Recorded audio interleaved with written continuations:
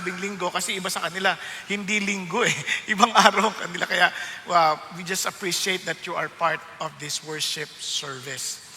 Ngayon po, tayo po ay magpapatuloy sa ating pong series on Galatians. At nakita ho natin sa liham po ni Paul sa mga Christians in Galatia, maliwanag na pinagdidiinan po niya that there is no other gospel. Hindi natin ito pwedeng dagdagan, hindi natin ito pwedeng bawasan, hindi natin pwedeng ikompromiso ang gospel. Kasi kung maaalala ninyo, kapag mali yung gospel na tanggap natin, it is not really a gospel at all. Yun po ay isang bagay na hindi natin pwedeng ipagwawalang bahala. Kaya malungkot po tayo kasi marami po ngayon, hindi nila naiintindihan basically yung gospel. Kaya yung Galatians ay blessing ng Diyos sa atin. Kasi imagine kung 15 to 20 years after the death or the resurrection of Jesus Christ, nangyari ito sa Galatia, how much more now in 2025, di ba? Ang layo na natin, more than 2,000 years ago. And buti na lang, pinahintulot ng Diyos mangyari yon para isulat na ni Paul. Na just in case you're getting confused at nalilito ka, ano talaga yung gospel, ang daling balikan. So any church or any teacher teaching other than what Paul wrote in Galatia, alam mo na kaagad na, oops, mali yan. Kaya ulitin ko, it's not the church will determine the orthodoxy of the teaching, it is still the Word of God. Kaya in this case, ang gandang checkin kasi yung gospel ng Galatia consistently, parang presented maging sa Old Testament hanggang sa panahon ng New Testament, even the other apostles affirmed what Paul was trying to express, to convey. So, importante ho yun. So ngayon, itong Galatians na to, napakaganda kasi tayo po as humans, we have the propensity to drift from grace. Yung bang nagsisimula tayo, bumabalik tayo sa ating default mode. Sasample lang ko kayo. Ako po, matagal na ako nagmamaneho ng sasakyan. At the age of 10, nakapaghawak na ako ng monobela. Kaya maaga akong nagda-drive. Ang problema ko lang, hindi ako mabuting driver. Masama akong driver, masingit ako, madali. Kaya nga kung pwede ko lang lagyan ng sticker ko, lalagay ko doon yung sa sticker ko, CCF Pastor JP. Parang ganon. Hindi yung pangalan ko. Para kung sakali mapagbintangan, hindi ako. Biniro ko na si Pastor JP dito. Pero total, sa English naman niya, kaya hindi niya masyadong naintindihan yung sinabi ko. So, ganun ho yung aking ugali. Nag-jeepney driver ako. Kaya alam ko ho yung hindi magandang ugali, no? There was a time na nagmamadali na ako. I'm trying to be better driver by God's grace. So, nagtatry ako maging mabagal, maging hindi pala singit. Pero one time, talagang sobrang late na ako. May kasabay pa nga ako eh. Sabi ko, okay lang bang mag-S mode? Sabi niya, ano yung S mode? Parang iniisip niya sports mode, mga ganon, di ba? Kasi nga, iniisip ko kaagad na, kailangan mabilis na ako kasi ayoko malate. Tapos nung ganyan na, ano yung S mode? Sports mode ba yun? Hindi. Selfish mode. Na? Kasi bumabalik ka ulit sa default mode mo ng pagiging tao. And kasi nga nakakalimutan natin that this life is no longer ours. This life belongs to Jesus. Kaya nakakamali tayo, namamali tayo. And sa totoo lang, buti na lang, nandito sa gospel na parang yung pressure ba of getting back to performance mode, getting back to a point na parang we're trying our best to earn our relationship with God, pinapaala tayo ng Diyos, hindi ganun anak kaya ka napapagod kaya ka naiinis kaya ka, minsan nawawalan ka ng kapayapaan sa buhay. Di ba? Kaya, tingnan po ninyo ito, naranasan nyo na po bang yung naggagamit kayo ng cellphone dahil sa kagustuhan mong makatanggap, yung meron kang inaabangang tawag, nilalagay mo sa ring, yung ringer on, tapos bumabalik sa silent. Naranasan nyo na yun, bumabalik sa silent mode. Kasi yun ang default niya, babalik siya sa silent mode. Pagbalik sa silent mode, hindi mo naman narinig. Ganon tayo minsan as Christians. Na parang, nandun na yung gospel ringer, pero ang tendency natin, bumabalik na naman tayo doon sa mode na parang gusto natin, yung gospel ringer na we live by God's grace, we live by faith, we rest in Christ. Biglang babalik naman tayo, I must impress God, I must show Him I am worth it. Di ba? Minsan gusto ko patunayan sa Diyos na karapat dapat ako sa Kanyang presence. I must perform to stay in His favor. Gusto ko magpakitang gilas ba? Yun, gaya minsan, unconsciously, di ba? Nare-reject natin yung pinaka-essence ng gospel. Di ba? Ngayon, ganun din, itong batang to, bura ng bura. Bura ng bura. Kasabi ng teacher, napansin niya, ba't ka bura ng bura? Hindi ka tuloy makatapos. Sabi niya, alam mo anak, wala kang problema when it comes to knowledge. Matalino ka, maalam ka. Ang problema lang, you're trying to be perfect. At kung kaya't, wala ka na nagawa lalo. And minsan we have that tendency as Christians, walang problema, alam mo yung gospel, alam mo that God loves you as you are, and yet, dahil naisip mo parang, hindi parang may kulang parang nakakaya kay Lord, mali na naman ako, talagang mali ka. Kaya sasabi ng Lord, you don't need to prove anything. I accepted you because of my Son, Jesus Christ, not because of you. Nako po, kaya kailangan mapaalalahan tayo. Ganin din yung nagbayad na ng pero may nagbayad ng kanyang kuryente. So, paid in full. So, sabi niya, sigurado ka? Mayan-maya, tinitingnan niya yung bill. Totoo ba to? Bayad na ba talaga to? Chine-check niya. Magbayad ka kahit konti para sigurado lang tayo. Minsan ganyan na ganyan din ang ating. When Jesus Christ declared tetelestai, sabi niya, it is paid in full. We're still trying to say, baka kulang. Bayad din tayong konti. Magdagdag tayo ng mas malalim pang prayer.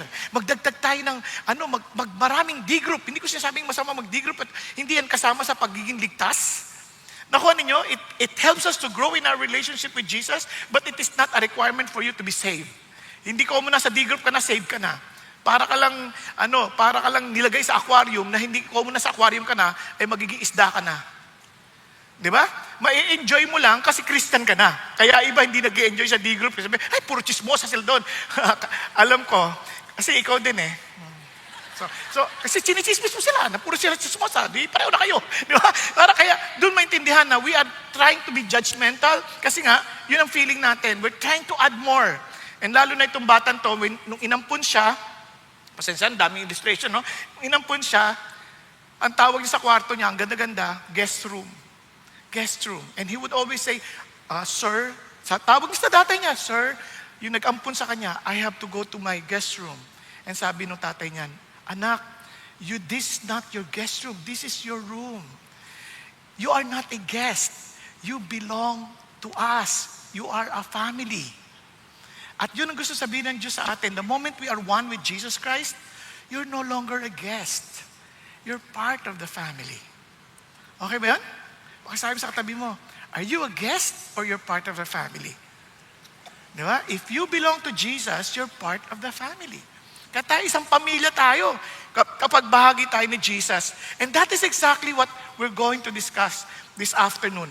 Kaya po, the book of Galatians, napaka-importante ho yan. From the first 2 chapters that we discussed, it was emphasized during our discussion. We cannot and we should never distort the gospel. Huwag natin yung babaluktutin. Huwag natin sisirain. Kaya importante, we cannot add to it, we cannot change it because it came from God. Kaya dapat maliwanag tayo, ano yung gospel? Then we are to defend it with our life. No? Talagang ipagtatanggol natin to. We are not to compromise it.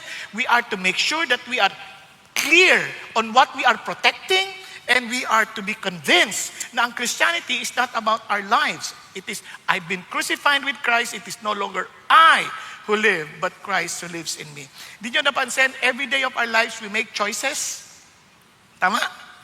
And that choice, normally, when we choose, it's a choice between us and what Jesus Christ wants. Okay po? And kasi kailangan, paalalahanan tayo din. Ang dali tayong makalimot. Mamaya papaliwanag ko sa inyo. Kaya today, we will be focusing on what?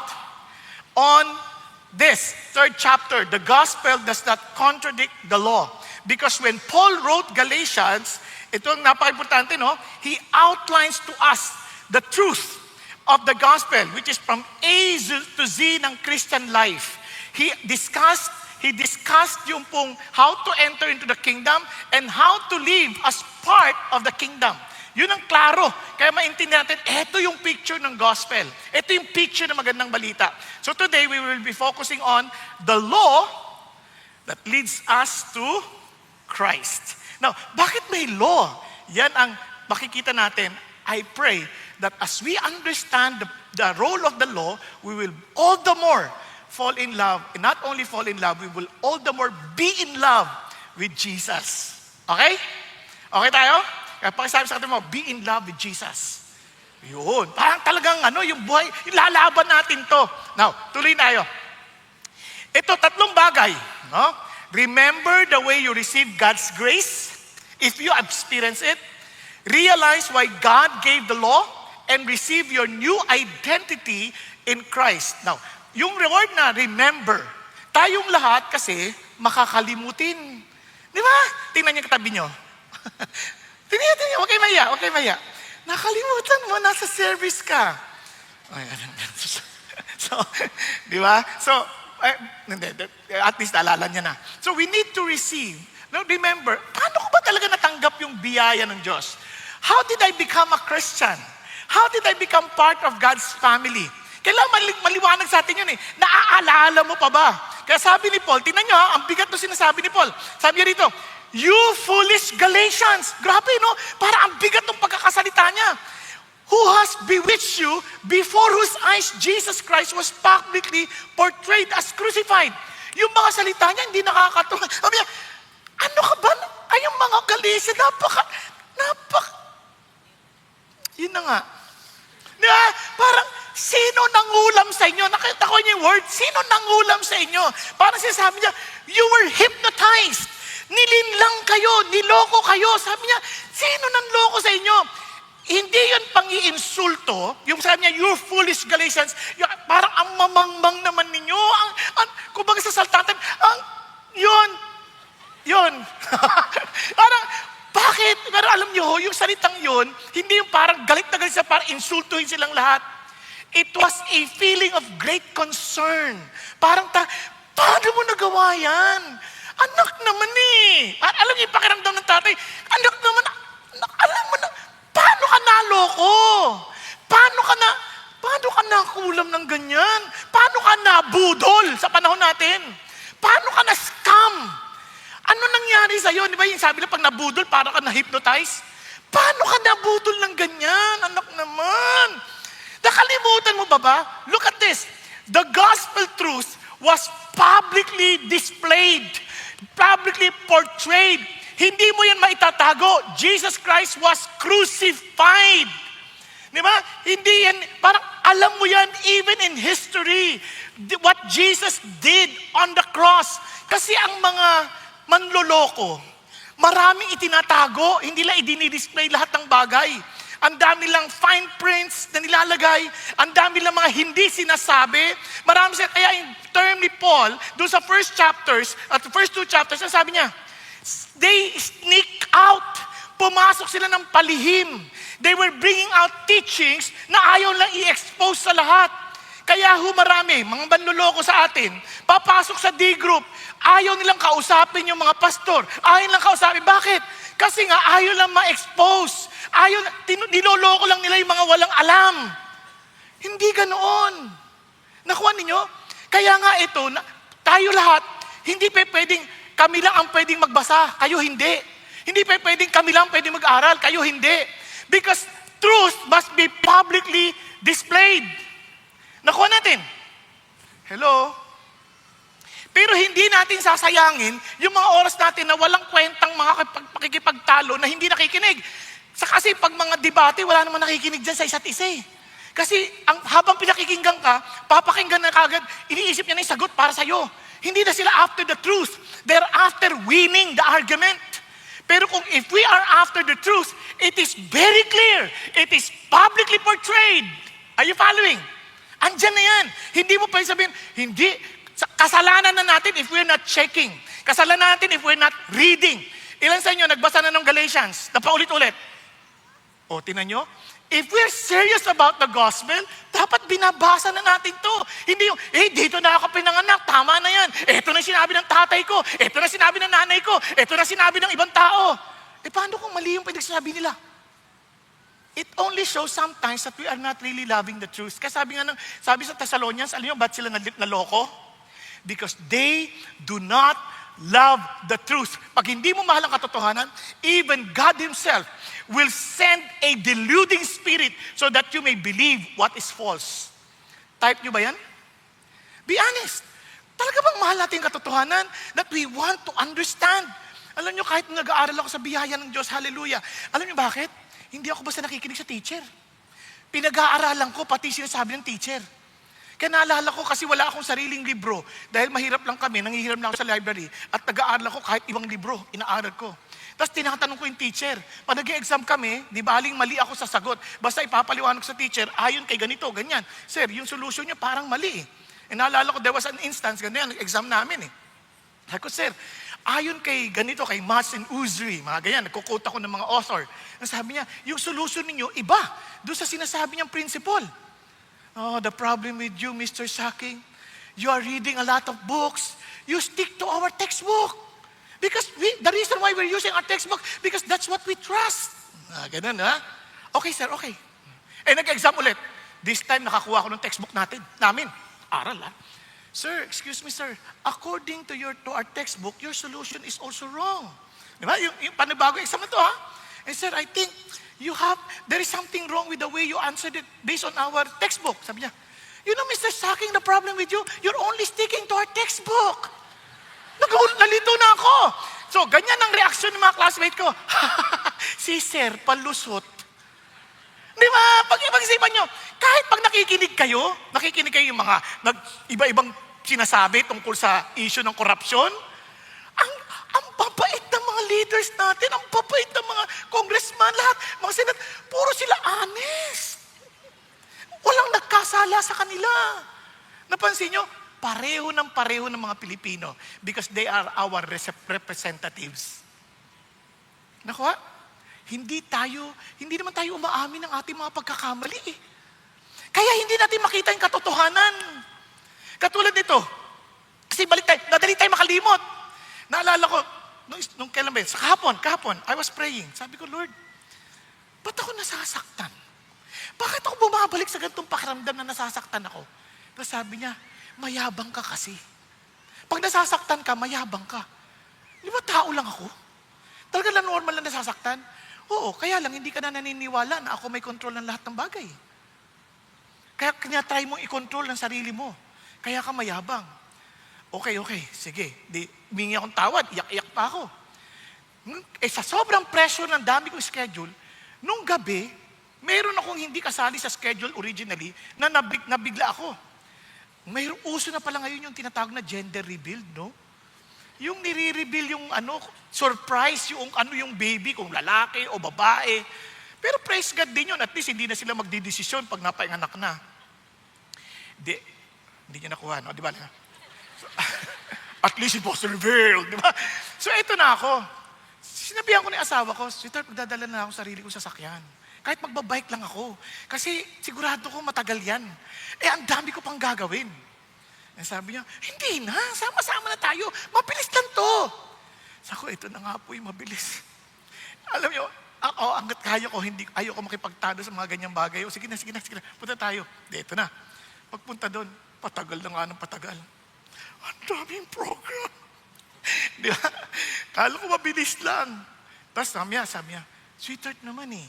Para sa anak mo to. Pagmamahal natin sa kanila. Tapos Lord, amen. Kaya siyempre, pagmamahal. Pasok na, naintindihan mo na.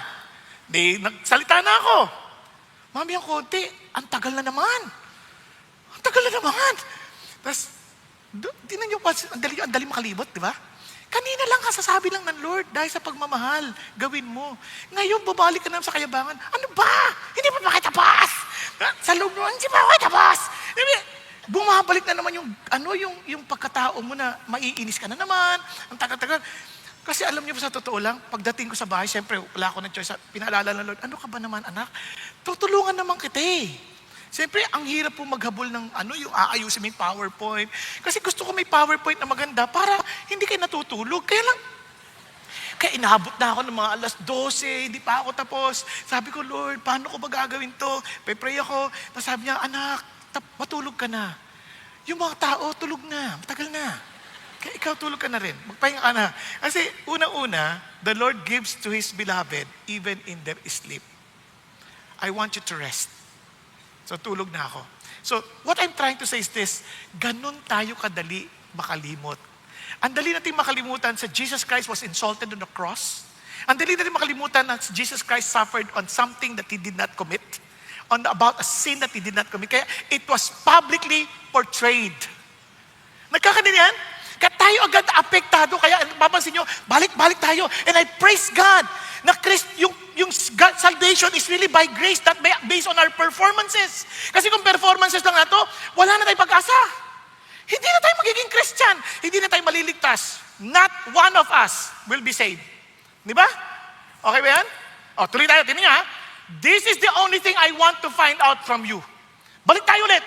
Did you receive the Spirit by the works of the law? Or by hearing with faith? Para sa niya, ang sinatanong niya, nung naging Christian ka ba, dahil sa mabait ka, dahil sa mga pinaggagawa mo, o dahil sa nanampalataya ka na si Jesus Christ died for you? Hindi na sabi niya, obviously the answer is, it was by faith. Tama? It was by faith. Parang it's a question, parang answerable by, it was by faith. Parang sinasabi niya kagad, malinaw na, di ba? Pero bakit tayo ganito? Bakit kailangan ng Espiritu? Remember in Romans, kung naalala pa ninyo yung ating aralin doon, no one can ever please God unless the Holy Spirit is in him. And everyone who does not have the Spirit of God does not belong to Him. Kaya ang Christianity is evident by the Spirit of God. Nakuha natin. Kaya it is a supernatural life. It is not something na inimbento natin. You become, your being has changed because of the presence of the Spirit of God. Kaya nga, I've been crucified with Christ. It is no longer I who live. Paulit-ulit yan eh. Now, balik na tayo dito. It's by faith. Natuloy pa tayo. Sabi niya, are you so foolish? Have you having begun by the Spirit, are you now being perfected by the flesh? Parang ganito, nagsimula ka sa Espiritu, nagsimula ka sa by faith, pagkatapos sasabihin mo, ikaw nang bahala para i-maintain mo kung ligtas ka o hindi. Ganun ba yun?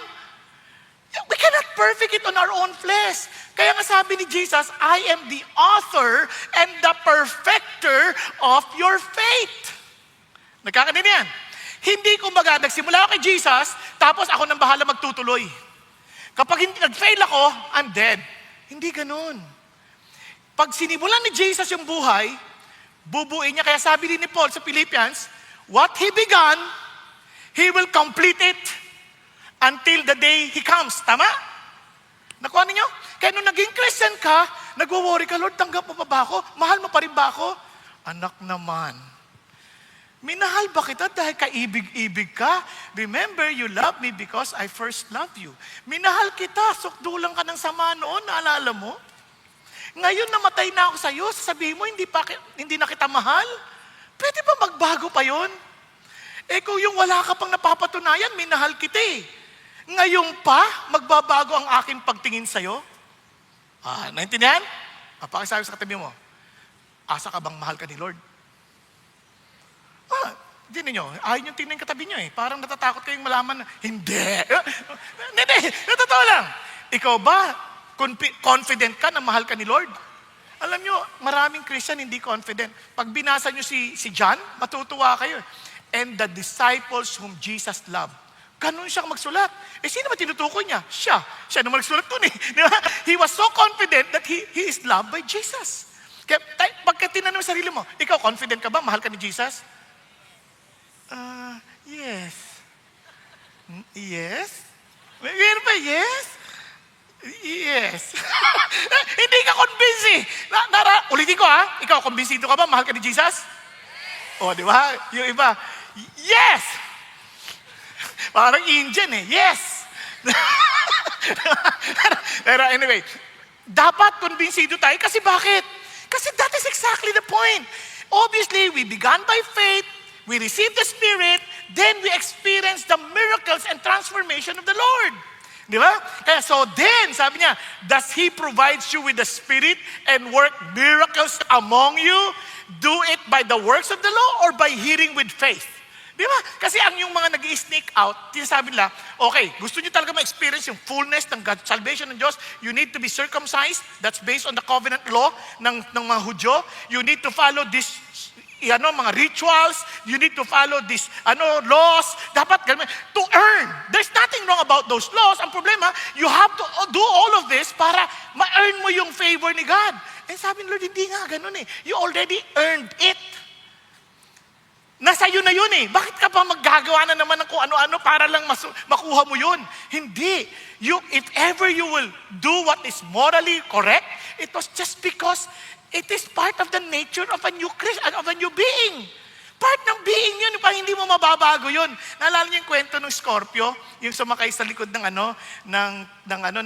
kasi tatawid siya eh. Sabi niya doon sa turtle, yung pagong, sabi niya, Manong Pagong, sakay mo naman ako, tawid mo sa kabilang ibayo. Ay, wag na. Tutusukin mo lang ako, di patay ako.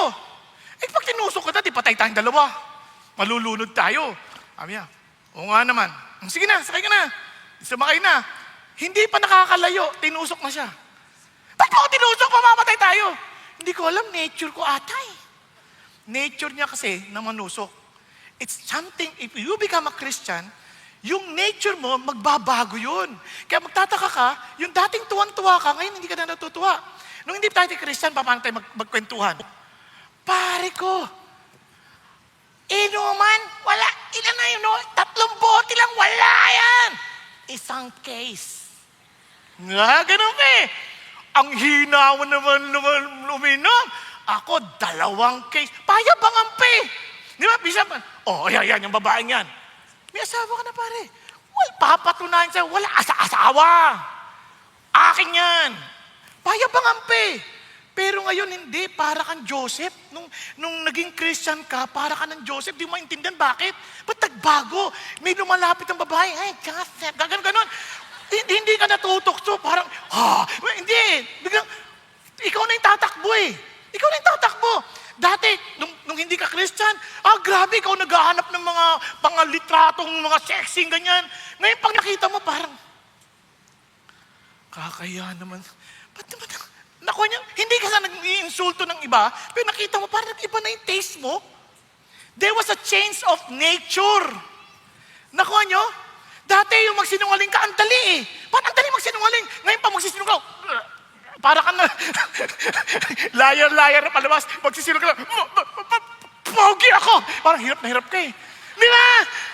Naintindihan yung ibig sabihin. Parang there's something different na nakukonsensya ka hindi maintindihan. Bakit? Because there's something became alive in you. The Spirit of the Lord. Your own spirit became alive in you. There's a change of heart. Nagkakaintindihan? Kaya yun ang sinasabi ng Lord.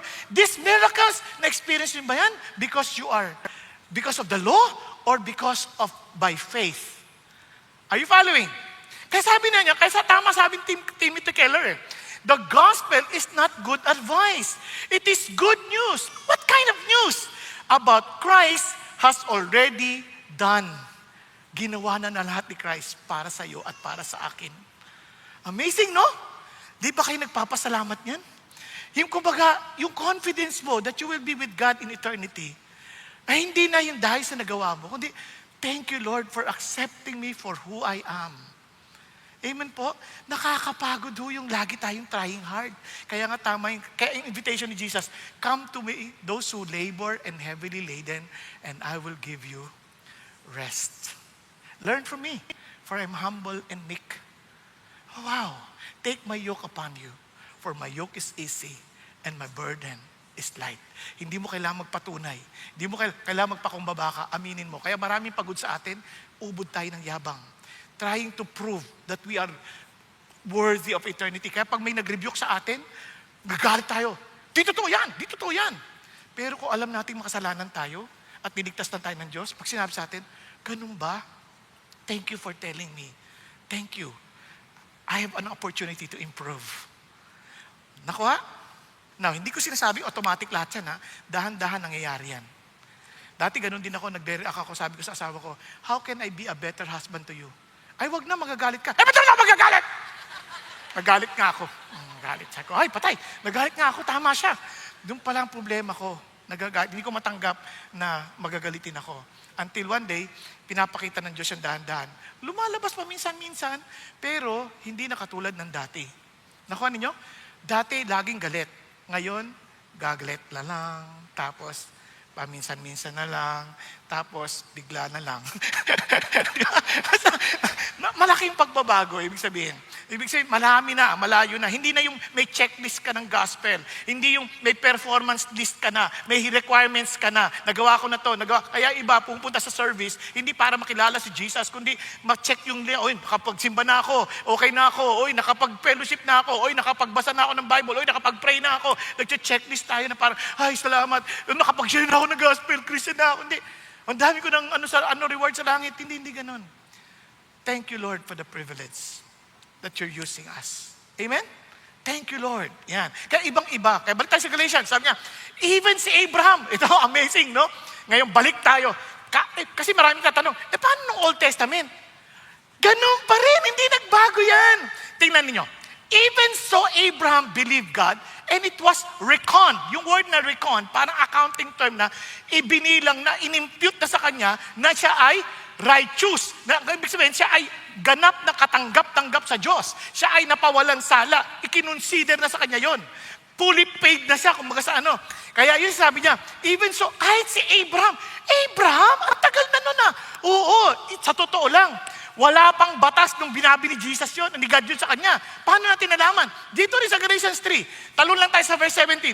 What I'm saying is this, the law which came 430 years later does not invalidate a covenant previously ratified by God so as to nullify the promise. Nung binigyan ng Diyos sa kanya yung covenant, yung tipanan, pinangakuan siya ng Diyos ng kaligtasan, pinangakuan siya ng Diyos ng lupain, kung saan ang kanyang salinlahi maninirahan. Nung pinangako sa kanya ng Diyos ang kalangitan, ano sasabi ng Lord? 430 years, wala pa yung law. Humawak lang siya sa pangako ng Diyos. Anong ibig sabihin? Totally ang focus niya, si God.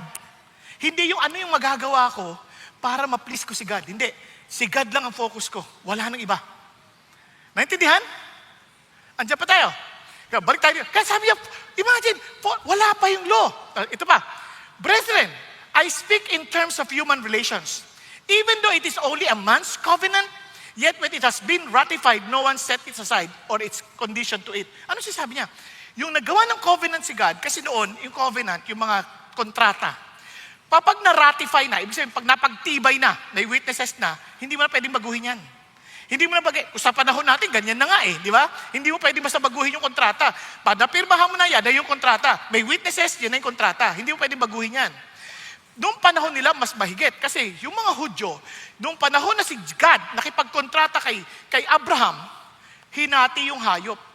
Ang idea, sino man sumuway, doon, hahatiin din yung katawan into two. Kaya may blood covenant na tinatawag. Pero when God did that covenant with Abraham, pinatulog din si Abraham. Si God lang ang dumaan sa gitna. Kaya it was only the Lord giving His own Son, Jesus Christ, whose body was broken for you and for me. Yun ang covenant ng Diyos. Wala tayong part doon. Kalagang sa atin, recipient lang tayo ng blessing ng covenant. Nakuha ninyo? Sobrang, wow! Amazing! Sabi niya, hindi na yan pwedeng baguhin. Kaya tama si Bob Daffindo. Sabi ni Bob Daffindo, the law came later. Nauna na yung law, later pa yung law. Kumbaga dito na yung pangako ng Diyos, yung law, saka pa yan. Sabi niya, it cannot cancel the earlier promise. Hindi niya na mababago yung pangako ng Diyos. And sabi niya, therefore, salvation must still be by promise, not performance. Nagkakaintindihan? Parang isang mama, nag-apply ng trabaho. First day niya ng trabaho, tinanggap na siya. Tapos nagulat siya, pagtingin niya ng kanyang bangko, binayaran na ako agad. Wala pa ako nasisimulan. Sabi nung, tagpunta kagad yung mama. Sa HR, kausap niya HR, sabi niya, ma'am, parang mali po yung, binayaran na po ako, wala pa ako nagagawa. Ganito sa opisina namin, binabayaran na namin bago magtrabaho. Yan ay grace ng Diyos. Ganito rin sa patakaran ng Panginoon Diyos. Wala ka pang ginagawa, niligtas ka na. Hello? Di ba? Yun ang sinasabi ng Lord. Wala ka pa napapatunayan, niligtas ka na. Darang, tinanggap mo lang yung pangako, naniwala ka lang sa pangako. So balik tayo sa 7. Sabi niya, therefore be sure that it is those who are of faith who are sons of Abraham. So lahat ng nanampalataya, the way Abraham did, yan ang mga anak ng Diyos. Kaya ang tawag sa kanila, the scripture foreseeing that God would justify the Gentiles by faith. Nakikita niya na in advance. Yung mga hentil tulad natin, they will also be saved, similar to how Abraham got saved. Paano daw? Preach the gospel beforehand to Abraham saying, all the nations will be blessed in you. Kaya makita niyo sa Genesis 12, hindi ko nababasahin, at Genesis 22. Sabi niya, lahat ng mga bayan mapapagpala dahil sa iyo because your example will also be the same way these people will receive their salvation.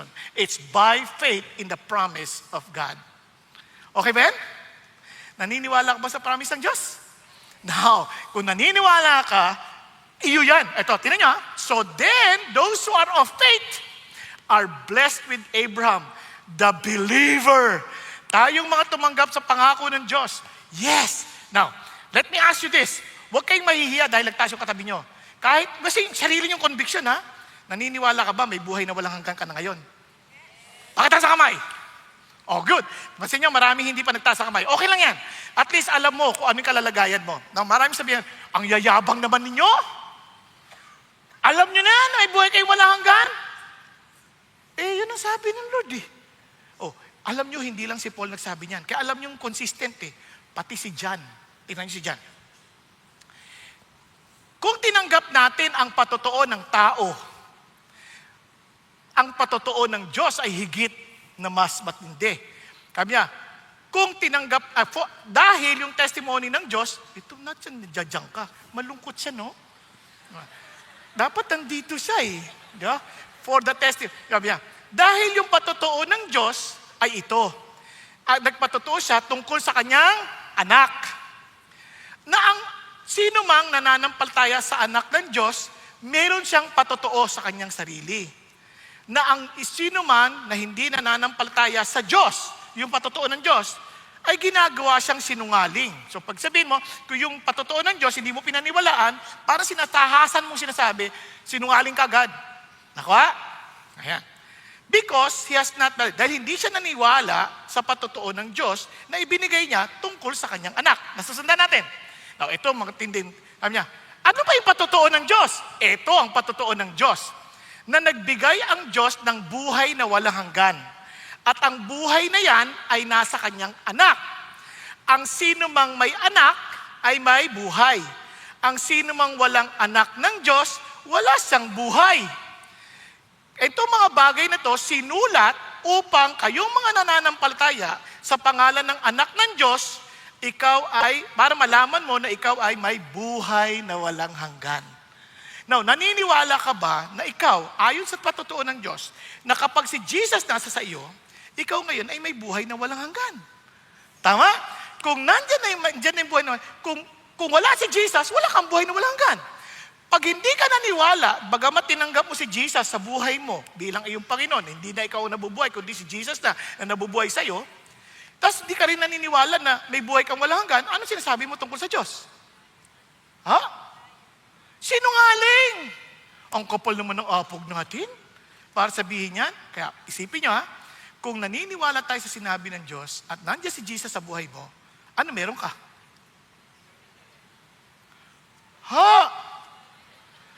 Buhay na walang hanggan. O, tanong mo yung katabi mo, ikaw ba naniniwala ka ba may buhay na walang hanggan ka? Nandiyan na ba si Jesus sa buhay mo? Yan ang tanong sa atin. Kasi kung wala si Jesus, kahit sabihin mo may buhay na walang hanggan ka, wala ka nun. Pero kung nandiyan na si Jesus sa buhay mo at alam mo na si Jesus talaga ang Panginoon mo, alam ko may buhay na walang hanggan. Sabi ni Lord ang dami ko pa rin pagkakamali. Dapat lang na maintindihan mo hindi tayo mape-perfect. Di ba? One day mape-perfect ka pero in time sa Lord na yon. Pero ang mabagay, hindi ka sinless, but you will notice something new. You will sin less, and less. Amen po? Kaya, paano kung nadadapa pa rin? Normal lang. Kahit yung baby, anak ko, nadadapa naman yung una, nung baby pa lang siya eh. Kahit matanda na nga, nadadapa pa eh. Tama? So, hindi na ba siya tao dahil nadapa siya? Hindi ko na ba siya anak dahil nadapa siya? Hindi. Anak ko pa rin siya. Ang iba lang, ibabangon ko pa siya bilang tatay ko. Halika anak.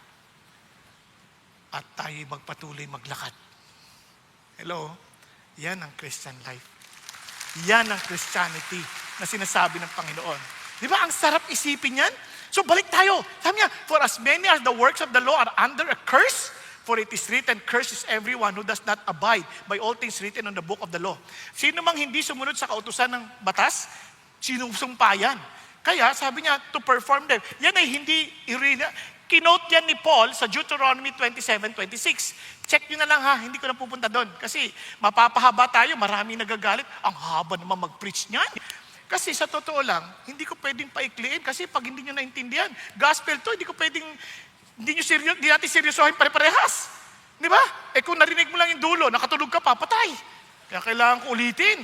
Di ba? Ginagawa ko to dahil mahal ko kayo. Kung ako lang, gusto kong pagsalita, 3 minuto lang, tapos na eh.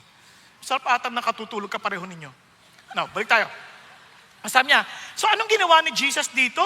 Ine-explain ni Jesus, sabi niya, hindi niya tinanggal yung curse ha. Tingnan niyo ha. For as many as for the works of the law under a curse, for it is written, cursed is everyone who does not abide by all things. So, in other words, pag hindi tayo sumunod, curse tayo. And ang problema, hindi tayo makakasunod talaga. As if God is looking for perfection. Kaya sinabi ni James ito, si James naman nagsabi, for whoever keeps the whole law and yet stumbles in one point, he has become guilty of all. No, wag na tayong lumayo. Sa 10 commandments na lang ng Diyos, yung 10 commandments, ilan sa inyo naka-perfect? Ha? Sinusumpa ka ayon sa Bible. Di ba? Di tapos sa tayo lahat. Walang perfect. Kahit ako, hindi naman ako perfect. Sa totoo lang, nung nalaman ko yung law, ay patay ka! Ano to? Di ba? Lalo na, yung law na yun, bare minimum lang yun. Kasi sabi ng Bible, thou shall not commit murder. Ang intindi na natin, uy, pumatay ka, yun, lagot ka. Hindi, ang sabi ng Lord, yung lang maasar ka sa isang tao na parang ayaw mo siyang makita sa mundo. Yung parang, every time nakikita mo, kumukulo dugo mo. Okay, every time makita mo, parang ayaw mo siyang kausapin. Ayaw mo siyang pansinin. Pumatay ka na nun. Sabi ng Bible. Dinagdagan pa ni John. Sabi niya, kung ikaw ay may nakitang kapatid na nangangailangan, kaya mong tulungan, hindi mo tinulungan, murderer na rin. Ano ba yan? Ilan na napatay natin? Pakisabi sa katabi mo, ikaw na, ilan na napatay mo? Tayo, mamamatay tao na tayo kagad. Ito pa, thou shall not commit adultery. Ang intindi lang natin sa adultery, yung nakipakapid lang sa kaya ang law naman natin ginagawa, pang babae lang yan. Babae lang pwede mag-commit ng adultery. Ang lalaki, concubinates. Diba? Ganun natin, excuse pa tayo. Pero totoo yan, sabi ng Lord, hindi. When you look at a woman with lust, so sino kausap niya doon? Lalaki. Sabi niya, you have already committed adultery in your heart. Patay na naman. Sino dito hindi pa nag-isip ng masama sa ibang tao? Nag-isip ng kung ano-ano. Ako lumaki ako sa pornographic magazine eh. Kaya nung nagta-tricycle driver ako, lahat ng makita kong babae, nire-rape ko eh. Sa isip. Kaya matagal na ako adulterer, sabi ng Lord. Kaya bigla ako na-realize, impyerno talaga lahat ang aking deserve. Wala akong karapatan mamunta sa langit. Tapos na ako rito. Lalo na dinagdagan pa ng COVID. Naku, huwag natin pag-usapan, hindi rin maintindihan basta-basta eh. So lahat tayo, yari na. Sabi niya, thou shalt not bear false witness against your neighbors. Tayo, nakakita lang tayo, bagong kotse niya. Kurakot palagay ko yan. Di ba? May bagong kotse lang. Ang ganda ng kotse niyo. Palagay ko yan sa TBW, sa tatrabaho yan. Wala ka pang alam ha? Di ba bearing false witness na yun? Di ba? Parang agad-agad nag-iisip ka na. May classmate mo, nag-aaral ka, ang taas ng grade. Nangopya yan. May kodigo yan, palagay ko. Agad-agad, kung ano na sinasabi yan, kinikwento pa natin sa iba. Di ba?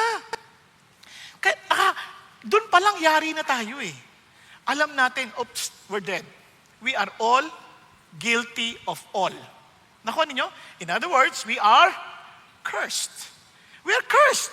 Kasi sabi ng Bible, Christ, buti na lang, Christ redeemed us from the curse of the law.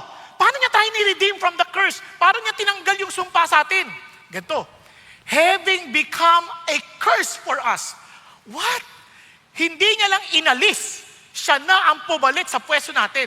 Sa halip na ikaw at ako ang masumpa, kinuha niya yung sumpa sa kanyang sarili. Kaya nga sabi niya, He became curse for us. For it is written, cursed is everyone who hangs on a tree. Yun ang dahilan kung bakit He had to be crucified on the cross. Publicly portrayed para maintindihan natin that He took the curse from us. Instead na tayo, siya na. Pero mo, biglang wala ka ng sumpa. Theologically speaking, yung standing mo biglang naging ayos. Psychologically speaking, biglang nagkaroon ka ng kapayapaan. Di ba, sa totoo lang, pag sabing, Pastor, totoo ba yung sumpa? Kasi sinumpa ako dati ng nanay ko eh. Sinumpa ako dati. Di ba lagi ka nababagabag? Biglang sasabihin ng Diyos sa'yo, wala ka ng sumpa. Kinuha ko na yon. Kaya wag mo intindihin kung sinumpa ka ng nanay mo, hindi ka makakapag-asawa. Hindi ka nakakapag-asawa dahil wala nanliligaw sa'yo. Yun lang ang dahilan. Hindi dahil sa sumpa, kundi dahil sa realidad na kulang talaga ang lalaki para sa babae. Naku ha, pero isang bagay lang tatiyakin mo, hindi lalaki kung ikaw babae ang magbibigay ng kaligayahan sa'yo. Kung ikaw naman lalaki, hindi babae magbibigay ng kaligayahan. Lalong hindi yung kapareho mong kasarian. Tanging si Jesus lamang ang magbibigay ng totoong kaligayahan. Paano ako nakakatiyak? Maraming nakapag-asawa, hindi masaya. Kung hindi lang dahil kay Jesus. Naintindihan po? Kaya ang susi, si Jesus pa rin. Bakit? Kinuha niya yung sumpa theologically and psychologically. Amazing Savior. Kaya sabi ng Lord, in order that in Christ Jesus, look at the words, the blessings of Abraham might come to the Gentiles so that we would receive the promise of the Spirit through faith. Ano yung sinasabi ni Lord? That Abraham is blessed with the city built by God. And we're blessed that we will be there also in eternity. A city founded by God Himself. Yung blessing ni Abraham, blessing mo din. Atin na yan. Kaya very confident tayo to come to God in prayer. Confident tayo to ask God kung ano yung guidance sa atin just to keep us safe and talagang parang at peace. Naalala ko nung January, nung kinasal yung anak ko, nagpe-pray ako kasi gusto ko rin naman po magkaapo, di ba? Kinasal na. Nagpray ako, sabi ko, Lord, bibigyan mo kami ng apo ha, kasi gusto ko po nung, yung apo na magagamit nyo the way you used me in the ministry. Kung ipapaintulot yung, nangusap ang Diyos. Next year, may apo ka na. Sabi ko, talaga? Oh, it's a boy. Maliwanag. Sinabi ko sa anak ko, next year, magkakaapo na ako. Tapos sabi nung kasama ko sa namin, payong kapatid. Kung hindi nyo pa narinig, meron kami payong kapatid. Yung host namin, kasi walang anak, sabi ko, alam mo, sinabi sa akin ng Lord, next year, may apo na ako. Pastor, paano mo natiyak? Basta, sinabi na ng Lord sa akin. Tapos ito na, pagdating ng sinabi ko pa, March, nagbigay pa ako ng peche. Ay, hindi yung buwan. Sabi ko, mga bangdang March, kanyan. O di, yung anak ko, iyak-iyak, hindi pa rin ako buntis. Hindi pwede mo buntis agad kasi March Paatas yan bilang. So, pagdating ng mga Hulyo, nagpe-pray ako ulit, Lord, baka mali dinig ko ha. Huwag mo ko papaya, dineclare ko na. Sabi niya, kung kahit mali ka, hindi ka kailangan mapahiya dahil ako pa rin ang dedesisyon, hindi ikaw. Oo nga, okay. Pero, buntis na anak mo. True enough, July, buntis na anak ko. O, di ba? Tapos, papahula pa kung babae o lalaki. Di ba? Alam ko ng lalaki kasi nag-uusap na kami ni Lord. Di ba? Palagay ko, di naman magbabago isip ni Lord, no? Tapos, kahapon naghulaan, lumabas na gender reveal. Oh, lalaki. Oh, di ba? Praise God. So, ano ibig sabihin? Kasi tayo lahat, meron tayong relationship kay God. Hindi nyo kailangan, bakit siya kinakausap ng Lord? Ang totoo niyan, hindi mo kasi siya kinakausap. Kasi sabi ng Lord, my sheep know my voice and they follow me. Kausapin mo kasi. Huwag ka matulog. Kipag-usap ka kay Lord. Di ba? Sa totoo lang, hindi tayo nagsasabi. Sabihin natin, pag-usap sa Lord, sabihin mo yung niloloob mo. Lord, di mo naman ako pinakikinggan eh. Anak, ako hindi mo pinakikinggan. Oh? Bukas ang Diyos, nakikipag-usap ang Diyos sa atin. Andiyan na binigyan niya tayong Bible para basahin natin. Nakikipag-usap siya sa atin. Sinulatan ka na in advance para makita mo na mahal tayo ng Panginoon. Kaya nga yung relationship na yan, hindi lang pang eternity. Pati ngayon, na-experience mo na siya. Amen po? Kaya sinasabi ko sa inyo nasabi niya, now that no one is justified by the law, in other words, hindi ka mapapawalan sala because of the law, before God is evident, for the righteous man shall live by faith. Baging sa ating pagpapasalamat sa pagkain, by faith. Baging sa buhay natin, by faith. Kaya hindi na tayo natatakot anuman dumating kasi we are living by faith because we know that our God is faithful, because we know that our God loves us, because we know God gave Himself for us. He died for us. He loves us so much. So we need just to follow His instruction. Wala tayong talo. Kaya iba ayaw sumunod sa Diyos. Bakit? Kasi nagdududa sila eh. Balikan mo yung cross. He died for you. Hindi siya nag-iisip ng anumang masama para sa'yo. Nag-iisip siya yung best para sa ating lahat. Kaya sabi ng Bible, however, the law is not of faith. Bakit? Kasi may action, yung law, parang gawin ko to, para sigurado ako ligtas. Hindi ka by faith. By sight ka. Kaya sabi niya, he who practices them shall live by them. At hindi mo mape-perfect. Kaya sabi ni Lord, now the promises were spoken to Abraham and to his seed. And He does not say to seeds, hindi yung ibuong Israel. So as referring to many, but rather to one. And to your seed, that is Christ, Jesus. Ano sabi niya? What I'm saying is this, the law, which came 430 years later, does not invalidate a covenant and previously ratified by God, so as to nullify the promise. So sabi ng Lord, for if the inheritance is based on law, it is no longer based on promise. Kasi based on law na eh. Sabi niya, but God has granted it to Abraham by means of a promise. Binigay ng Lord yan dahil nangako siya. Wala pang napapatunayan si Abraham. Amen? Are you following? Kasi si Lord nakafocus siya kay God. Now, bakit may law pa? Ayan. Kaya realize why God gave the law. What was God's purpose? Kaya yun yung tanong din niya eh. Why the law then? Bakit may law?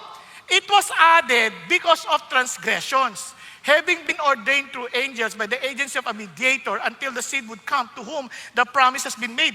Bakit daw? Binigay yan kasi sa kasalanan. Ano ibig sabihin ni Paul? Para i-reveal yung sin. Kasi kung wala yung law, hindi natin malalaman na makasalanan tayo. Hindi natin malalaman na tayo, rebellious tayo sa Diyos. Di ba? Kunyari, kung ikay nagda-drive, wala namang stop sign. Di ba? Paano malalaman na nag-beat ka ng red light? Wala namang stop sign. So hindi mo alam na mali yun. Kaya tuloy nagkabuti ka magkabagaba. Bakit? Kasi walang huminto. Wala namang kasing batas na sasabi nun eh. Pero nung nalaman mo na, ayun, masama pala yun. Kasi baka madisgrasya yung iba. So everybody has to follow the law. Nakuha ninyo? So yun ang sinasabi niya. Kasi pinapakita natin. Kasi bakit? Lahat tayo swapang. Lahat tayo makasalanan. Gusto natin tayo lagi una. Tama ba? Kaya pag nag-red, bakit kasi yun nandiyan dyan? Tingnan lang darating ako red. Ano gusto mo lahat green sa'yo? Ano yun eh? Ano ka? Congressman? Joke lang. Pero what I'm trying to say is this. Ang punto dyan, dahil makasalanan tayo, we need to know who are sinners. Kumbaga, at hindi lang yun, nare-restrain tayo, para napipigilan tayo na gumawa ng mali. Kasi kung walang law, ay yari na tayo dito. Sa totoo lang, ang gulo na natin. Napansin nyo ba yun? Halimbawa, yung CR, babae o lalaki, walang pambabae, walang panlalaki, sama-sama. Palagay ko ang gulo-gulo nyo na doon. CR pa lang yun. Buti na lang, mayroong panglalaki, may pambabae. Tama? Nakuha ninyo? Kasi mayroong nagsasabi, kasi ang gulo nga natin, kaya kailan meron. Yan, ito sasabi ng Lord. Kaya nga, inordain niya. Ngayon, sa paniniwala ng mga Hudyo, yung law, para ipakita nila na mas makapangyarihan yung grace kasi yung law dumaan pa sa maraming mediator. Una, natanggap ni Moses, pinadala ng anghel, at pagkatapos, yan ang mediator, until the seed would come. Hanggang dumating yung seed, pasa-pasa, maraming nag-deliver. Angel to Moses, Moses to the people of God. Kaya sabi niya nila, tingnan niya, paano pagkakaiba? Now, a mediator is not for one party only. Maraming dinaanan. Pero yung promise, si God lang. Si God lang. God and Abraham. Same thing with us. We became Christian hindi dahil sa agency of man, tapos ikaw, hindi. It's something personal. God is inviting you and you have to respond to God. Hindi ka kailangan mag-respond sa akin. Kay God ka mag-respond. Nakuha niyo, when you heard the message, it was the Lord speaking to you, not me, but you have to respond directly to God. Kasi isa lang ang mediator. Si God lang. Si Jesus lang. Nang sabi, there's only one mediator between God and man. Si Jesus lang. Nakuha? Andiyan pa kayo? Kaya maliwanag dyan, sabi niya, only one. So ano siya sabi dito? So, kung ikaw ay yung law, mas less, hindi siya, kaya mas superior yung promise kasi multiple steps, multiple parties, multiple mediators. Pero kaya yung law napaka-indirect, napaka-distant, at requires a lot of mediators. Samantalang yung promise ng Diyos, yung kaligtasan natin, yung grace, diretso. Okay? Kaya hindi mo kailangan maging membro ng CCF para maligtas ka. Hindi mo kailangan dumaan pa kung sinong anak ng Diyos. Si Lord lang. Kasi the only way is Jesus. I am the way, the truth, and the life. No one can come to the Father except through me. Hindi nyo kailangan dumaan sa akin, magbayad kayo sa akin, itong kaligtasan ko. Walang ganon. Nakuha nyo? Wala akong maitutulong, kundi mag-share lang ng gospel dahil yun ang sinasabi ng Lord. Mensahero lang ako, kayo pa rin magdidesisyon on a personal level. Kaya kahit nagdesisyon yung tatay mo, hindi automatic, pati anak mo ligtas na. Nakuha nyo? Kailangan diretso siya kay Jesus. Okay ba yan? Andiyan pa kayo? Good. Yan. At least maliwanag tayo. Now, tuloy tayo. 21. Ang sabi niya, is the law the contrary to the promises of God? May it never be. For if a law had been given which was able to impart life, then righteousness would indeed have been based on law. Kung yung law pala, magiging righteous na tayo, edi, di na natin kailangan ng grace. Hindi na kailangan si Jesus. Pero hindi Natuloy tayo. But the scripture has shut up everyone under sin, so that the promise by faith, yung pangako, in Jesus Christ might be given to those who believe. Kaya doon maintindihan, if we understand fully na wala tayong maidadagdag doon, yung promise tatanggapin mo lang, ay, sobrang ginhawa. Kaya tayo, ulitin ko ayos ang ating relationship kay God, hindi dahil sa performance natin, kundi dahil sa ginawa ni Jesus sa krus para sa atin. Are you following? Kaya ang kulit-kulit ni Paul. Natuloy pa tayo. But before faith came, we never kept in custody under law, being shut to the faith which was later to be revealed. Ano sinasabi niya? Yung law, nag-e-expose sa atin. Parang Parang MRI. Ang MRI. Pagka nagpa-MRI ka, malalaman mo yung problema mo. Pero hindi ka magagamot. Iba yung procedure ng paggagamot. Parang katulad ng sabi yung anak niya, napilayan. In X-ray, kita nga, bali yung buto. Pero, yung X-ray, hindi nagpapagaling ng pagdudugtugin ulit yung buto. Ganon din ang ginawa ng law. Ito yung law, nalaman natin, makasalanan tayo. So, kailangan natin ng solusyon.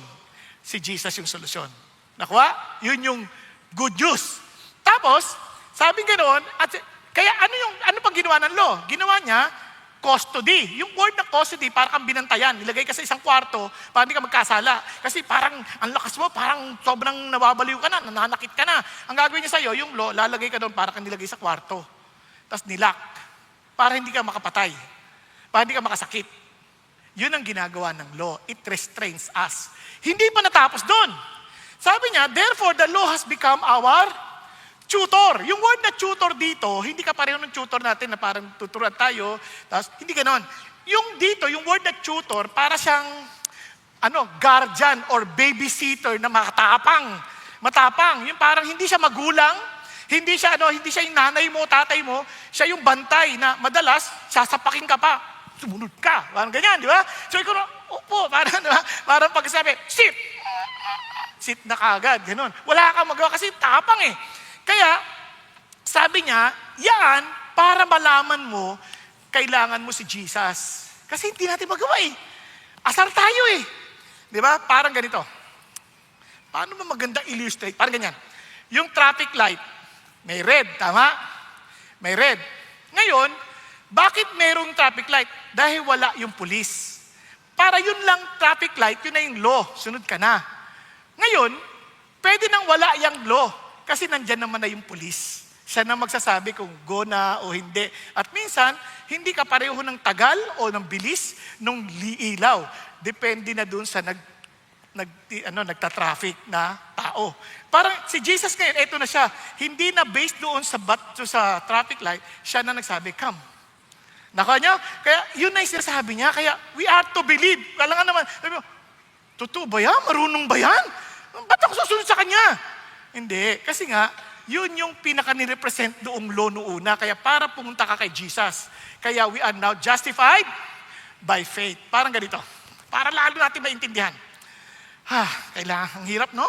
Pero kasi, yung iba, malayo nang narating eh. Yung babae, nagkaroon ng asawa. Napaka-osi ng asawa. Nililista lahat ng kanyang gagawin. Dapat gawin mo to, gawin mo to, gawin mo to, gawin mo to. Ako yung babae, takot na takot. Gagawin niya talaga. By the dot, by oras. Takot. Ngayon, lumipas ang ilang panahon, namatay yung lalaki. Talagang mamamatay yun, yung asawa eh. Nahihirapan eh. Di ba? Hindi ko man sinabi pinatay ng asawa. Kaya lang, yun yung dating eh, no? Namatay. So, paglipas sa ilang taon, nag-asawa ulit. This time, sobrang bait ng asawa niya. Very considerate. Siya naman, tuloy pa rin niyang ginagawa yung dati niyang ginagawa, pero wala na siyang listahan. Tapos hanggang sa isang araw, habang naglilinis siya ng drawer, nakita niya yung listahan. Sabi niya, ito yung listahan ko noon. Pero ginagawa niya pa rin, pero hindi na dahil sa takot niya sa asawa niya dati, kundi dahil sa asawa niyang nagmamahal sa kasalukuyan. Nakuha ninyo? Anong pinaka-moral ng story?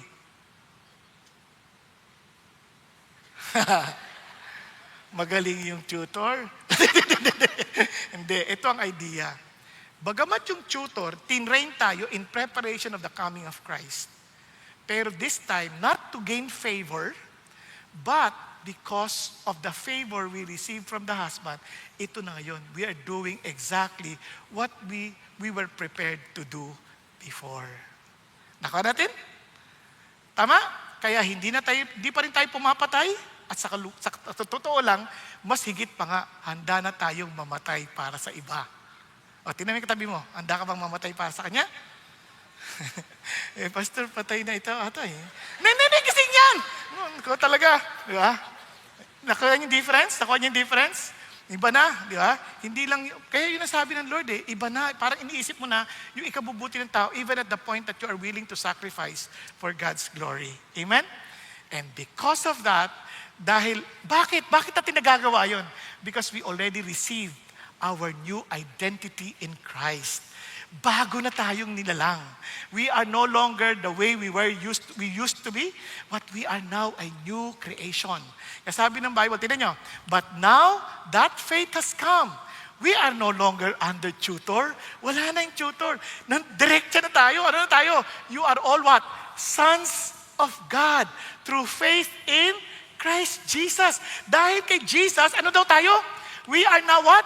Sons of God. Hindi na tayo employers, hindi na tayo performers, hindi na tayo spiritual orphans. Tayo ngayon ay mga anak na ng Diyos. And look at the words, hindi yan parang hindi gender sensitive. Yung kasi tinranslate sa NIV na children kasi gender sensitive na raw. Parang naaalis na bakit hindi babae. Hindi nyo naintindihan. During the time of writing, yung sons, sila yung mayroong karapatan. Na wala yung babae, wala. Kaya, kailangan ma-emphasize yan kasi para maintindihan natin, yung sinasabi ng Lord na karapatan, binigay sa'yo. Ngayon, regardless whether babae lalaki ka, the same right and inheritance, binigay sa'yo. Nakuha natin. Kaya, importante yung pagkakasali na yan. Now, hindi lang doon natapos. Sabi rito, for all of you who were baptized into Christ, have clothed yourself with Christ. Wow! Mula ngayon, hindi ka na naked.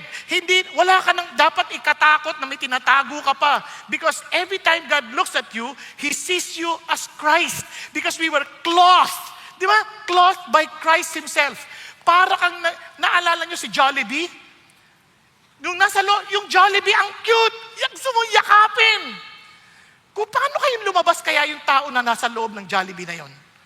Nagkataon ng mukha ay hindi cute. Nakaka-cute. Biglang, nung niyaya ka mo sa Jollibee, biglang lumabas yung sa loob. Ah, ikaw yan! Naku naman, lumayo ka sa akin. Naku, ano ibig sabihin? Ganun ang atin. In our own self, pag nakita sa ang sama natin, ang dungis doon. Pero ang ginawa ng Diyos, binalutan tayo ng Panginoon Kristo. We are clothed with Christ. And from now, every time God looks at you, hindi niya nakita yung kasamaan mo. Nakita niya si Jesus. His very own Son. Kaya nga, pag tinatanong na, anong feeling pag marami nagpapalitrato sa'yo? Tinanong ko dati yun eh. Anong feeling? Mascot. Because they do that because of Jesus, not because of me. Kung ako lang, hindi niyo ako type. Dahil lang sa nakita niyo, dahil akala niyo, kay Lord to, servant ni Lord. So, because I'm a servant of the Lord, naiisip niyo si Jesus, hindi ako. Pero kung ako lang palagay ko, hindi niyo ako magugustuhan. Ako alam ko. Kasi, pagka minsan, pagising ko sa umaga, ay, ano ka ba? Magsipilyo ka na. Alam mo na kaagad eh. Nakuha natin. Minsan, maghapon ka na, iba na yung amoy mo, asim na. Di ba? Pero dahil kay Jesus, ang halimuyak ng Diyos, ang ating naaamoy. Amen? Ganun din sa ating pamilya. Kaya every time you look at and relate with other Christians, don't look at them as they are. Look at them as Jesus. Di ba? Kasi bakit tandaan ko, mamahalin ko to dahil si Jesus ang minamahal ko. Okay po? Pakisabi sa katabi mo, mahal kita dahil kay Jesus. Dahil kay Jesus. Diba? Hindi pa tatapos yan. Grabe. Ito pa sinabi niya, there's neither Jew nor Greek, neither slave nor freeman, neither male or female, for you are all one in Christ Jesus. Grabe naman. Ibig sabihin, we are all united in Christ. We are all equal in the sight of God. Hindi sinasabing wala nang lalaki, wala ba? Hindi sinasabi yun. Sinasabi lang, in terms of how God sees that, wala nang favoritism. We are all equal in His sight. Because everyone now is being seen as, again, one body in Christ. Hindi ka na nakikitang individual, nakita ka as one body in Christ. Ang sarap ata nun, all one in Christ Jesus. Kaya yung identity natin, hindi na tayo, because kung tayo lang, I-A-N, I am nothing. Now we're Christians. Di ba? Because of Christ. I am nothing, but in Christ, I have everything. Amen po? And praise God. And if you belong to Christ, then you are Abraham's descendants, heirs according to promise. Everything promised to Abraham is ours. The blessings, righteousness, inheritance, we are not just forgiven. We are adopted to royalty. Hindi ka lang pinatawad. Sabi niya, part ka na ng family namin. You belong to this royal family. Amen? Now, pakinggan lang natin isang patotoo. Mabilis lang, mapatotoo ni Savani Schultz para maintindihan natin anong feeling ng wala kang totoong pamilya at nagkaroon ka ng pamilya. Ito po siya. Almost 20 years ago, I was sitting at an orphanage in New Delhi, India, wondering if I would have a family again.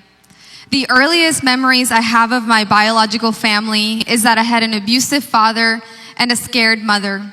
I remember walking into my dad beating my mom countless times and even trying to protect her as a young child. Eventually, my parents separated, and my little brother and I would go back and forth to visit. One day, my mom was taking my brother and I to the train station to visit our dad. I'll never forget this day. We got to the train station, which was half empty at this point. The train we were going to board was just pulling in. As soon as the doors opened, it seemed like millions of people flooded out, and the once empty train station was swarming with people. I remember holding my little brother's hand on one side and my mom's hand on the other side. Everything happened so fast. The swarm of people started to flood our way, and my hand was ripped out of my mom's. I remember crying out in fear, "Don't let go of my hand, Mom. Please don't let go." Before I knew it, the train station seemed to go back to normal, and my mother was nowhere in sight. By some miracle, I had managed to keep holding on to my little brother's hand. Something in me switched. I'm not sure how old I was in this moment, but this was the moment that marked me forever. I stopped being a child and immediately went into survival mode. I was no longer my brother's older sister. At that moment, I became his mother, his protector, and his means of survival. I would do anything it took to keep him safe, even if it meant bearing my own emotions, fears, and traumas. After what seemed like an eternity, we gave up trying to find her at the station. Suddenly, out of nowhere, a policeman came and grabbed us and put us on the next train. When we finally got off the train, the man took us to an orphanage that was only for small babies. This is where I began to lose it. I started screaming, kicking, and fighting. The man and the caretakers tried everything to get me to calm down. But since they couldn't get me to calm down, they locked me away in an outdoor area. I was completely alone in the dark with only the cold air to comfort me. I remember screaming out into the darkness for someone to help me, but was only met with angry voices telling me to be quiet. I remember crawling under a bench and crying. It was at this moment that I felt the presence of God for the first time, although I wouldn't know it until later. His presence came in the form of a warm breeze. As I was shivering under this bench, I said out loud, "I'm so cold." And immediately this breeze came over me like a warm hug, and I fell soundly asleep. The time that we spent at this orphanage was a blur. They ended up transferring us to a different orphanage where kids our age were housed. But I didn't expect that we would be there for the next 3 years, and they were not going to be easy years. Even though ending up in an orphanage was nothing short of a miracle, it was still a very dark and twisted place to end up in. I could go on for hours about the abuse that took place, getting my innocence taken from me, and even about the scars on my body that I have to this day from being punished so severely. Not to mention the spiritual side of seeing so much demonic oppression, which only led me to become even more fearful of the enemy. But for the sake of time, I will save you the heartache of the details. What I want to highlight for now is how even as a child, I felt like I was made for more. Even as a young child, I felt like I was always searching for something but could never grasp it. Even as a child, I felt like I was created to worship something and that there was someone out there calling me by name. I remember talking to someone in my head, at the time thinking it was only my own thoughts. But what I would find out later is that God was actually making himself known to me. I would see my caretakers worship the wooden idols in the upstairs of our orphanage, and I decided to give it a try. Maybe this is what I was made to worship too. One day I bowed down to these idols and prayed to it. Immediately I was struck with so much fear, and I got up and ran away. It was established in my heart. Whatever it was I was made to worship, it was not these idols. 3 years of what felt like hell on earth dragged by. I would watch as one child after another left the orphanage, wondering when it would be our turn. Most little girls dream about having horses or ponies, but my dream was to have a family again. Over the years of being in the orphanage, our caretakers gave us many picture books filled with photos of our future families. This actually happened 3 times, but each time the family that was interested in adopting us changed their mind and no longer wanted us. I would get my hopes up every time, only for it to be dashed to pieces. So you can imagine how it felt when we finally met the family who would adopt us. The moments leading up to their arrival seemed to drag by. I couldn't wait for them to get there, but at the same time, I was terrified at the thought of it.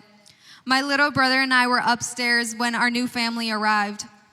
The caretakers called for us to come down and meet them. My little brother needed no more encouragement. He flew down the staircase and into the waiting arms of his new mom and dad, an older sister and brother who had traveled all the way from America to come get us. I was still upstairs, hearing the excitement downstairs, and with all the courage I could muster, I slowly started to walk down the staircase. I was so scared to meet them, afraid to let my guard down in case this wasn't real. The first person I saw was my mom. In the place of the person who had let go of my hand was now a mother who had knelt down to the ground with her arms wide open. And when I saw her, I think I literally flew down the rest of the staircase and into my mom's waiting arms. And for the first time in a very long time, I smiled and I knew that I was going to be okay. It was in that moment that I found everything I had been searching for. Because the love of God inside of my parents broke down the language barrier we had. And I knew in that moment that God was real and He was the one I was created to worship. He was the one I had been searching for. God has continued to faithfully walk alongside me, redeeming everything that the enemy has stolen from my life. Last year, I even got to go back to the orphanage I was adopted from and see my caretaker who was still there after all these years. It was only by God's grace that I was able to go back to the darkest place in my life with so much healing and gratitude for what God has done. My story is living proof that God is after each of us, and He will make Himself known to us. He Himself will reach into the very pit we find ourselves in, and He will be the hand that rescues us. Today, I am a wife to the most incredible man and a mother to our beautiful baby girl. God has called me to share my story to those around me and also through social media, reaching many with the same hope and redemption He has given me. But most importantly, today I am no longer a lost little girl. Today I am a redeemed, found, saved daughter of the one true living God who made Himself known to me long before I even knew He existed and whose hand has been so evidently in my life since the very beginning. Thank you so much. Praise God, praise God. Napansin niyo po yung pain, no? Wala kang home, no? And alam niyo, you don't need to be an orphan to experience that. Lahat tayo, we want to belong. We want to be accepted. We want to be just who we are, na hindi tayo kailangan magsuot ng maskara. Kailangan natin, lahat tayo naghahanap ng ganong tahanan. And God is telling you, you are welcome here. Not here, but in Jesus Christ's family. Kaya sinasabi ng Lord sa atin, parang batang ito, nung bata po siya, naawa po na I will end. Inadapt po siya na isang missionary. Nung nakita siya, natutulog lang lagi siya sa floor. So, nagulat po siya, nung na-adapt na siya, sa floor pa rin siya natutulog. Sabi nung, tas night after night, kukunin siya ng tatay niya, ilalagay siya sa kama. At ibubulong sa kanya, son, sa'yo to, kabahagi ka na namin, anak kita, huwag ka nang matutulog sa sahig. Eventually, the boy believed it and rested. And Paul is just whispering the same truth today to all of us. Hindi ka na slave. Hindi, ikaw ay anak na ng Diyos. You are clothed with Christ. You are an heir, tagapagmana ka na. Huwag ka nang bumalik sa sahig. Hindi mo kailangan gawin yung mga pinagagawa ng mundo. Hindi na tayo ng mundo natin. And stop performing for God. You are live from love, not fear. Stop confusing Christian habits with Christian identity. Stop comparing yourself to others. In Christ, no one is inferior, second class, or leftover. Stop living like orphans because you're sons, heirs, and beloved children of God. Naniniwala ka ba doon? Tayo pong lahat ay yumuko at pumikit sandali. Mga kapatid, no amount of words can convince you unless the Spirit of God speaks to your heart. And He will testify to your heart and bears witness to your spirit that you are a child of God. You'll never understand what it means to be with God. Kaya mga kapatid, I pray that you will open your heart and say, Lord Jesus, thank you for dying on the cross for me. Thank you for taking the curse from me. Thank you for giving me a new identity in you, that I am no longer a slave. I'm not here to perform. I'm not an employee. I am your child. You are my Father. Thank you, God. Thank you, Lord, that your love for me will never change. And that freedom will give us all the courage, the boldness to tell the world about this good news that God is offering to everyone and hoping that they too will be part of God's family. Are you convinced that you're part of His family? If you're not, be humble. Say mo, Lord, I'm sorry. I'm sorry, Lord, for doubting your promises. I'm sorry, Lord, for trying my best to perform, trying my best to be accepted by you. Lord, sorry. But now, Lord, I believe. I want to declare my belief. And friends, if God's speaking to you and you want to declare your belief in God, raise your hand to the Lord. Be honest to God. Lord, sorry for trying my best to be acceptable before you. But now, Lord, I declare that you alone are my Savior. I declare that you alone are my righteousness.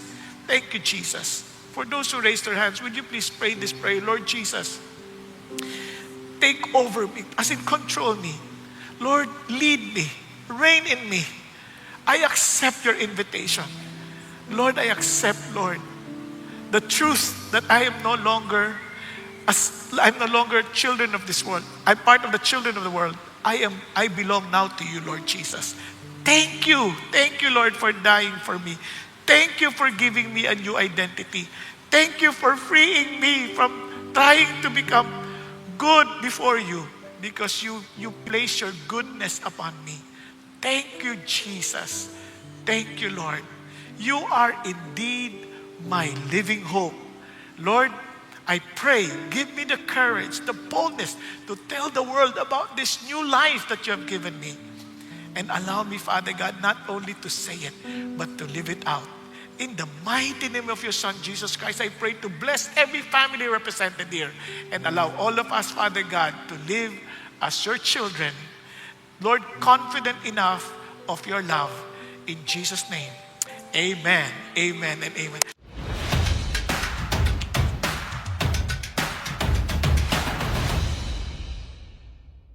Magandang araw, CCF family. Welcome to Sunday Fast Track, where you ask real-life questions and we give you biblical truths.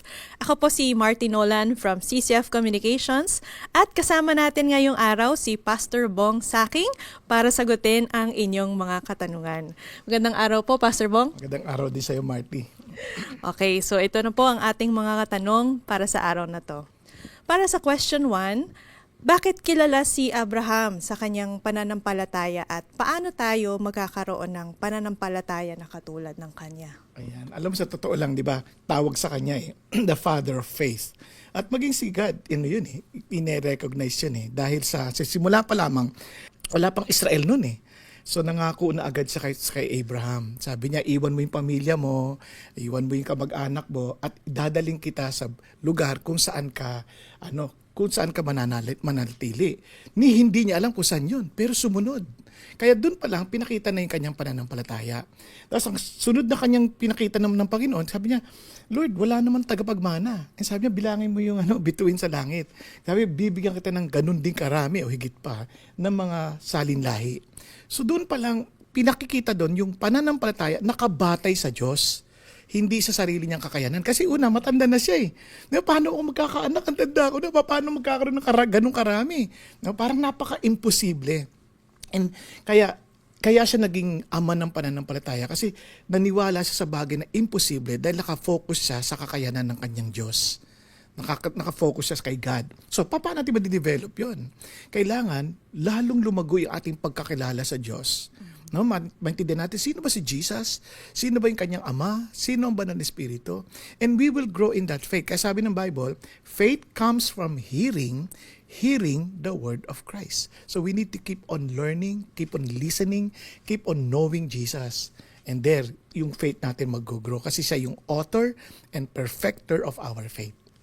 Ayan. So lalo nating kilalanin si Panginoong Jesus. Okay, question 2. Paano po natin maiiwasan ang licentiousness at legalism patungkol sa ating kaligtasan? Okay. Una-una, we are to meditate on the goodness of God. Lagi tayo doon nakatingin. Dahil sa goodness ng Diyos, minsan ang fear natin, baka malaglag tayo. Alam mo, pag nagbabike ka, pag mag-aaral ka pa lang, hindi mo iniisip yung malalaglag ka dapat. Ang iniisip mo, paano ka magtutuloy? Pedal mo lang na ipedal, di ba? Tapos nakatingin ka sa malayo. Ganon din sa Panginoon na ang ating titingnan, hindi yung isip natin malaglag, kundi inisip natin yung Diyos na ating nasa harapan, na ating sinusundan. Kaya, hindi mo maaano sa licentiousness. Kasi doon takot ang tao na parang kung niligtas na tayo by His grace, di pwede natin gawin kahit ang gusto natin. Hindi totoo yun. Kasi nagkaroon ka ng supernatural life. Kaya nga ang seal, yung Holy Spirit. Kaya nga, without the Holy Spirit, you can never please God. So yung Holy Spirit will not tell you to do anything else than to please Jesus. Kasi yun ang kanyang role eh. Paano yung legalism? Ganun din. Hindi ka trying to perform para ma-please si God. Kundi tinanggap mo yung yung pagiging pagmamahal ni Jesus, hindi dahil sa ginawa mo, kundi dahil sa ginawa na niya. So tinanggap mo 'yon. Kaya hindi mo iniisip yung ano dapat kong gawin, ano dapat ang iniisip mo, ano yung pinagagawa niya sa akin. Di ba? Kaya yung legalism nahuhulog yun sa ganun. We're trying to perform. We're trying to prove God our worth.